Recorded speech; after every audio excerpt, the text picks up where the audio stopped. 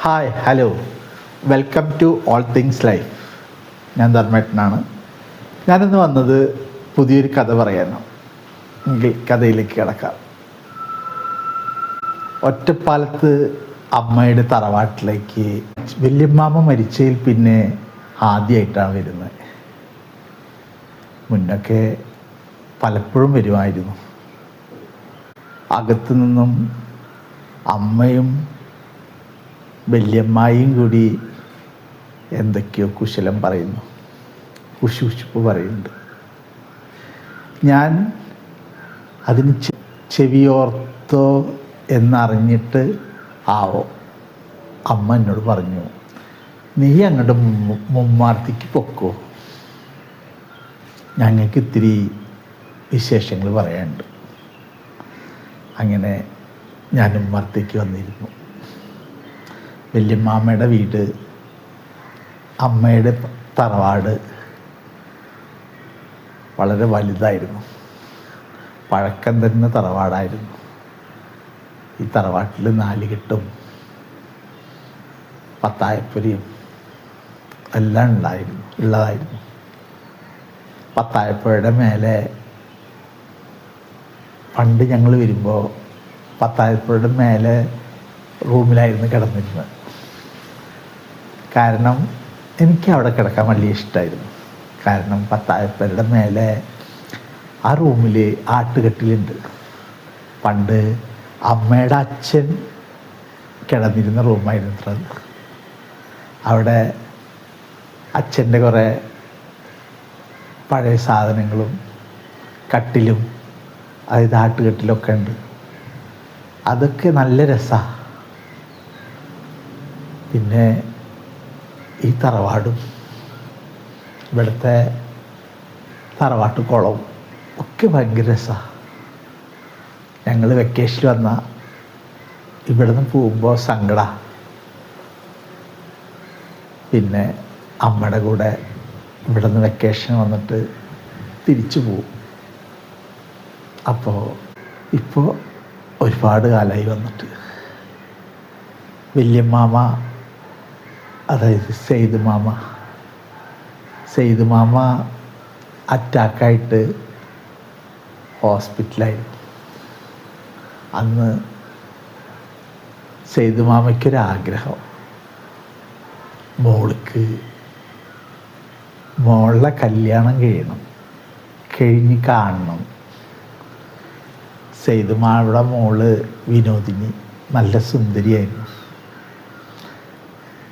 സുന്ദരി എന്നല്ല, നല്ല പ്രാവീണ്യമുള്ള നല്ല പെൺകുട്ടിയായിരുന്നു.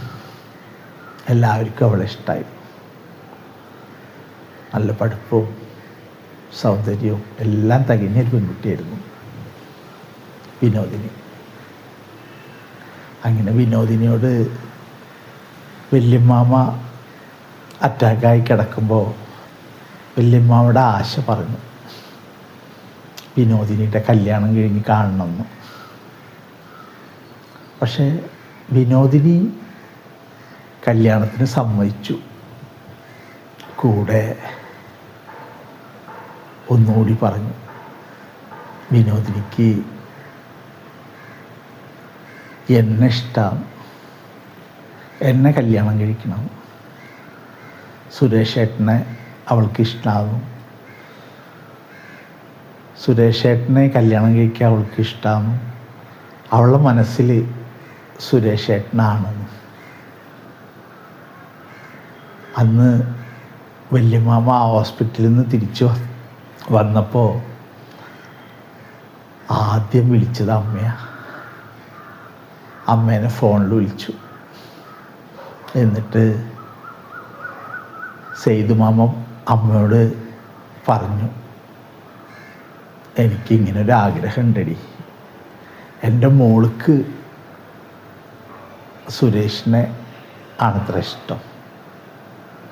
അപ്പോൾ അമ്മ വല്യമ്മാമോട് പറഞ്ഞു, അവപ്പോൾ സുരേഷ് ഇപ്പോൾ ഡിഗ്രിക്ക് സെക്കൻഡ് ഇയറിലായിട്ടുള്ളൂ ചേട്ടാ, അവന് ജോലി ആയിട്ടില്ല, ചെറിയ പയ്യനല്ലേ, 10-21 വയസ്സല്ലേ ആയിട്ടുള്ളൂ, ഡിഗ്രി സെക്കൻഡ് ഇയർ. പിന്നെ അവൻ്റെ താഴെ മൂത്ത 2 പെൺകുട്ടികളും. എങ്ങനെയേട്ടാ അവനെ കല്യാണം കഴിപ്പിക്കുക? എന്താ ഞാൻ പറയുക? പിന്നെ വിനോദിനി എന്ന് പറഞ്ഞത് നല്ല സുന്ദരിയല്ലേ, നല്ല കുട്ടിയും. ആർക്കാ അവളെ കണ്ടാൽ പറ്റാത്ത? അവൾക്ക് ഏത് കോലത്തുന്ന, ഏത് ഡോക്ടറെയാ, എൻജിനീയറെയാ, വക്കീലിനെ, ആരെ വേണമെങ്കിൽ കിട്ടില്ലേ? സുരേഷ് അത് വേണ്ട ഏട്ടാ. അവിടെ അത് അവസാനിച്ചു. പിന്നെ എടിപിടിയായിരുന്നു കാര്യങ്ങൾ. വിനോദിനിയുടെ കല്യാണം ഉറപ്പിച്ചു. ഒരു ബാങ്ക് മാനേജർക്കായിരുന്നു കല്യാണം ഉറപ്പിച്ചത്. ദിനേശ് എന്നായിരുന്നു പേര്. നല്ല സുന്ദരൻ. അങ്ങനെ കല്യാണ നിശ്ചയമായി. കല്യാണ നിശ്ചയത്തിൻ്റെ തലേന്ന് ഞാനും അമ്മയും അനിയത്തിമാരും എല്ലാവരും കൂടി മാമൻ്റെ അവിടേക്ക് പോയിട്ടുണ്ടായിരുന്നു. പത്തായപ്പുഴയുടെ തലേന്ന് ഞങ്ങൾ കിടന്നിട്ട് വരുമ്പോൾ പത്തായപ്പുരയുടെ താഴേക്ക് ഇറങ്ങുമ്പോൾ കോണിച്ചോട്ടിൽ വെച്ച് വിനോദിനി എൻ്റെ കൈ പിടിച്ചു. എന്നിട്ട് പറഞ്ഞു, സുരേഷ് ഏട്ടാ, ഇനിയും സമയമുണ്ട്. നാളെ എൻഗേജ്മെൻറ്റാ. മറ്റൊരാൾക്ക് വേണ്ടി ഉറപ്പിക്കുന്നതിന് മുന്നേ ഇനിയും സമയമുണ്ട്. സുരേഷ് ഏട്ടനെ ഇഷ്ടമാണെന്ന് മാത്രം പറഞ്ഞാൽ മതി. അന്ന് എനിക്ക് പേടിയായിരുന്നു. എന്താണ് അവളുടെ വാക്കുകൾക്ക് തിരിച്ചു പറയേണ്ടതെന്ന് എനിക്കറിയുന്നില്ല. ഞാൻ ഡിഗ്രി സെക്കൻഡ് ഇയർ ആയൊരാൾ കല്യാണത്തിനെ പറ്റി ചിന്തിച്ചു പോലും ഉണ്ടായിരുന്നില്ല. ഇവളെന്നെ സ്നേഹിക്കുന്നുണ്ട് എന്ന് പോലും ഞാൻ അറിഞ്ഞിരുന്നില്ല. ഞങ്ങൾ തമാശകൾ പറയും, പലപ്പോഴും കഥകൾ പറഞ്ഞിരിക്കും, പുറത്ത് ചുറ്റും ബൈക്കിലൊക്കെ അവിടേക്ക് ചുറ്റുവട്ടം ഒക്കെ കറങ്ങും. അതിനൊക്കെ അവൾ മറ്റൊരർത്ഥം എടുത്തോ എന്ന് എനിക്കറിയില്ല. എനിക്ക് വിനോദിനി എന്നും എൻ്റെ അനിയത്തിമാരിൽ ഒരാളായിരുന്നു. എനിക്ക് 2 അനിയത്തിമാരാ. അതുപോലെ തന്നെയായിരുന്നു എനിക്ക് വിനോദിനി. പക്ഷേ അവൾക്ക് ഞാൻ ആരൊക്കെയായിരുന്നു. പിന്നെ വിനോദിനിയുടെ കല്യാണം കഴിഞ്ഞു. കല്യാണം കഴിഞ്ഞിട്ട് ആദ്യ രാത്രിയിൽ വിനോദിനി ദിനേശിനോട് പറഞ്ഞത്രേ, അവൾക്കൊരാളെ ഇഷ്ടമായി. അവളുടെ മനസ്സിൽ വേറൊരാളുണ്ട്, അയാളെ കല്യാണം കഴിക്കാനായിരുന്നു അവൾക്കിഷ്ടം. അവളുടെ മനസ്സ് ചെറുപ്പത്തിൽ അവൾ ഇഷ്ടപ്പെട്ടതാത്രേ. അവളുടെ മനസ്സിൽ ഞാൻ മാത്രമേ ഉള്ളൂ. അപ്പോൾ ചിരിച്ചുകൊണ്ടാത്ര ദിനേശ് പറഞ്ഞു, എന്ന് നിനക്ക് എന്നെ സ്നേഹിക്കാൻ പറ്റുമോ അന്ന് നീ സ്നേഹിച്ചാൽ മതി. എന്ന് നിനക്കെന്നെ ഭർത്താവായി ഉൾക്കൊള്ളാൻ പറ്റുമോ അന്ന് മതി. ഇതിപ്പോൾ നിനക്ക് മാത്രമല്ലേ ഇഷ്ടമുള്ളൂ. നീ അവനെ ഭ്രാന്തമായി സ്നേഹിക്കുന്നുണ്ട്. പക്ഷേ ആ ഇഷ്ടം ഒരു നാൾ പോയി ആ സ്നേഹം എന്നിലേക്ക് നീ എന്ന് തരുന്നു, അന്നേ ഞാൻ നിന്നെ ഭാര്യയായിട്ട് അംഗീകരിക്കുന്നുള്ളൂ.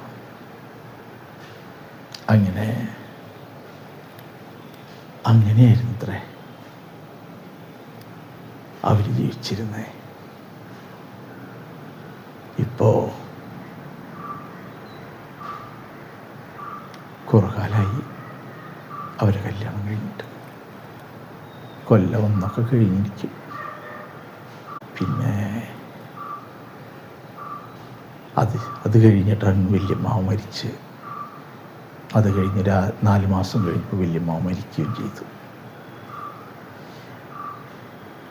കുട്ടി എപ്പോഴാണ് വന്നേ? തിരിഞ്ഞു നോക്കുമ്പോൾ സരോജിനി എടുത്തി പത്തായപ്പുര വൃത്തിയാക്കിയിട്ട് ചൂലും വെള്ളമായിട്ട് വരുന്നുണ്ട്. സരോജിനി എടുത്തിയോട് ചോദിച്ചു, എന്താ സരോജിനി എടുത്തിയേ, എന്താ വിശേഷം? അപ്പം സരോജിനി എടുത്തി പറഞ്ഞു, വിശേഷം എന്താ മോനെ, ഇതിലും വലിയ വിശേഷം എന്തൊക്കെയാണ് ഉള്ളത്. അതെന്തേ സരോജിനി എടുത്തിയേ, എന്തേ? അല്ല, ഇന്നലെയല്ലേ നമ്മളെ കുട്ടീനെ, ഇന്നലെയല്ലേ നമ്മളെ വിനോദിനി കുട്ടീനെ ഹോസ്പിറ്റലിൽ നിന്ന് കൊടുന്നേ. അതെന്തേ? ആ കുട്ടി അറിഞ്ഞില്ല? ഇല്ല. ഒരാഴ്ച മുന്നേ വിനോദിനി മോള് വിഷം കഴിച്ചത്രേ. വിഷം കഴിച്ചിട്ട് ഹോസ്പിറ്റലിലായിരുന്നു, മരിച്ചായിരുന്നു. എങ്ങനെയൊക്കെയോ ദൈവപുണ്യം കൊണ്ട് രക്ഷപ്പെട്ട് ഇപ്പോൾ ഇന്നലെ ഡിസ്ചാർജായിട്ട് കൊടുക്കുന്നുണ്ട്. വിനോദിനി ഉണ്ട് അവിടെ? അപ്പോൾ കുട്ടിയൊന്നും അറിഞ്ഞിട്ടല്ലേ വന്നത്. വിനോദിനി ഒരാഴ്ചയായി ഹോസ്പിറ്റലിൽ, ഇന്നലെയാണ് ഹോസ്പിറ്റലിൽ ഡിസ്ചാർജ് ചെയ്തിട്ട് ഇങ്ങോട്ട് കൊടുക്കുന്നത്. അപ്പോൾ അവൾ റൂമിലുണ്ട്. ഇപ്പോൾ മരുന്ന് കഴിച്ചതിൻ്റെയൊക്കെ ക്ഷീണവും ഇപ്പോൾ ആരോഗ്യമൊക്കെ പോയിരിക്കണം. കിടപ്പ് തന്നെ, ഇപ്പം ഏത് നേരം ഉറക്കം തന്നെ. അതവിടെ റൂമിലുണ്ട് കുട്ടി. അപ്പോൾ കസരയിൽ നിന്ന് പതുക്കെ എഴുന്നേറ്റു വിനോദിനിയുടെ റൂമിലേക്ക് നടന്നു. മുകളിലത്തെ റൂമിൽ വാതിൽ ചാരിയിട്ടിരിക്കുന്നു. വാതിലൊന്ന് കൊട്ടിയപ്പോൾ വിനോദിനി വാതിൽ തുറന്നു. അവൾ ചിരിച്ചുകൊണ്ട് പറഞ്ഞു, ആ സുരേഷ് ഏട്ടനാ. ഞാൻ ചോദിച്ചു, അപ്പോഴോ മരിച്ചില്ലേ നിങ്ങൾ മരിച്ചു പറഞ്ഞിട്ട് വന്നതാ. അപ്പോൾ വിനോദിനി പറഞ്ഞു, മരിച്ചില്ല, അപ്പോഴത്തേനും രക്ഷപ്പെട്ടു. അതെന്തേ, എന്ത് വിഷം നീ കുടിച്ചടി? അപ്പോൾ പറഞ്ഞു, ഫുരുഡാൻ. വേറെ ഇപ്പം ഏത് വിഷം അപ്പം നമുക്ക് കിട്ടാനുള്ളത്? അതിന് ഫുരുഡാൻ നമുക്ക് എവിടെ നിന്ന് കിട്ടിയത്? അതവിടെ ദിനേശേട്ടൻ്റെ വീട്ടിൽ വാഴക്കിടാൻ വേണ്ടിയിട്ട് കൊടുക്കുന്നുണ്ടായിരുന്നു. അതിന്ന് കുറച്ചെടുത്ത് സിപ്പപ്പല്ല് കലക്കി അടിച്ച്. അപ്പം മരിച്ചില്ലേ നിങ്ങൾ ഇങ്ങനെയൊക്കെ ഫുരുഡാൻ അടിച്ചിട്ടൊക്കെ? അവൾ പറഞ്ഞു, ബോധം പോയി, മരിച്ചു എന്ന് വിചാരിച്ചു. കണ്ണൊക്കെ ഇറങ്ങിപ്പോയി, ഛർദി ഇതൊക്കെ ആയി, മരിച്ചു എന്ന് വിചാരിച്ചു. പിന്നെ കണ്ണു തുറന്ന് നോക്കിയപ്പോൾ ഹോസ്പിറ്റലിൽ കിടക്കണു. ദിനേശേട്ടൻ്റെ അപ്പുറത്ത് നിൽക്കണു. ഇതൊക്കെ അവസ്ഥ. അപ്പം ഞാൻ ചോദിച്ചു, അവളുടെ കൈകൾ ഞാൻ പിടിച്ചു. എന്നിട്ട് ചോദിച്ചു, എന്തിനാ വിനോദിനി ഇതല്ല, നല്ലൊരു ജീവിതം വെറുതെ നീ തട്ടിക്കളയുക. ഇല്ലാത്തൊരു പ്രേമത്തിൻ്റെയും ആവശ്യമില്ലാത്ത ഇതൊക്കെ മറക്കാൻ പറ്റുന്നല്ലേ ഉള്ളൂ.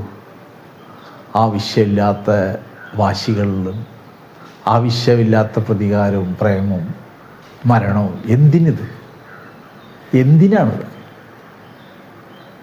അപ്പം വിനോദിനി പറഞ്ഞു, അഭിനയിക്കാൻ, മറ്റൊരാളെ ഇഷ്ടമെന്ന് അഭിനയിക്കാൻ വളരെ പ്രയാസമാണ് സുരേഷ് ഏട്ടാ. ഒരാളെ ഇഷ്ടമെന്ന് അഭിനയിക്കാൻ എത്ര കാലം എന്ന് വെച്ച് ഞാൻ അഭിനയിക്കും? ഒരാളെ ഇഷ്ടമാണ് മറ്റുള്ളവരുടെ മുന്നിൽ. പിന്നെ ദിനേശേട്ടൻ എന്നെ ഞാൻ ഭർത്താവായി കണ്ടിട്ടില്ല. ദിനേശേട്ടൻ എന്നെ ഭാര്യയായിട്ടും കണ്ടിട്ടില്ല. അവിടുത്തെ അമ്മയുടെയും അവിടുത്തെ അച്ഛൻ്റെയും മുന്നിൽ ഞങ്ങൾ ഭാര്യയും ഭർത്താവായി ജീവിക്കല്ല അഭിനയിക്കുകയായിരുന്നു. പിന്നെ ഒരിക്കൽ ദിനേശേട്ടൻ്റെ നാത്തൂനോട് പറഞ്ഞത്രേ, വിനോദിനി എൻ്റെ ഭാര്യയല്ല, അവൾക്ക് വേറെ ആളെ ഇഷ്ടമാണ്, ഞങ്ങളിപ്പോൾ ഇങ്ങനെയാണ് ജീവിക്കുന്നതെന്നൊക്കെ പറഞ്ഞു. അങ്ങനെ ദിനേശേട്ടൻ്റെ നാത്തൂൻ അവിടുത്തെ അമ്മയോട് പറഞ്ഞു, അവിടെ അറിഞ്ഞു. പിന്നെ അവിടെ കുത്തുവാക്കുകളായി. എനിക്കവിടെ ജീവിക്കാൻ പറ്റാതെ, ജീവിതത്തിനൊരർത്ഥമില്ലാതെ, പിന്നെ ഒരു മരവിപ്പായി. പിന്നെ എന്തൊക്കെയാണ് ഞാൻ ചെയ്തതെന്ന് എനിക്കറിയില്ല. അങ്ങനെയൊക്കെ ഇപ്പോൾ ഇവിടെ വിനോദിനിയുടെ റൂമിൽ നിന്ന് തിരിച്ചു താഴത്തേക്ക് പോന്നു. അമ്മ എന്നോട് പറഞ്ഞു, അമ്മ നമ്മൾ ഇന്നെ തിരിച്ചു ചെല്ലാന്നുകൊണ്ടല്ലേ വന്നത്, പോവാ. അവിടെ അനിയത്തിമാർ 2 ആളല്ലേ ഉള്ളൂ വീട്ടിൽ, അവരൊറ്റയ്ക്കല്ലേ, പോവാ, രാത്രിയാകുമ്പോഴാണ് എത്താം നമുക്ക്. അങ്ങനെ അമ്മയും ഞാനും കൂടിയിട്ട് വല്യമ്മാമ്മയുടെ വീട്ടിൽ നിന്ന് പടിയിറങ്ങി. ഇറങ്ങാൻ നേരത്ത് അമ്മ വല്യമ്മാവിനെ ദയിപ്പിച്ച സ്ഥലത്ത് പോയിട്ട് എന്തോ പിറുപിറുക്കുന്നുണ്ടായിരുന്നു, കരയുന്നുണ്ടായിരുന്നു. അങ്ങനെ അമ്മയും ഞാനും കാറിൽ കയറിയിരുന്നു.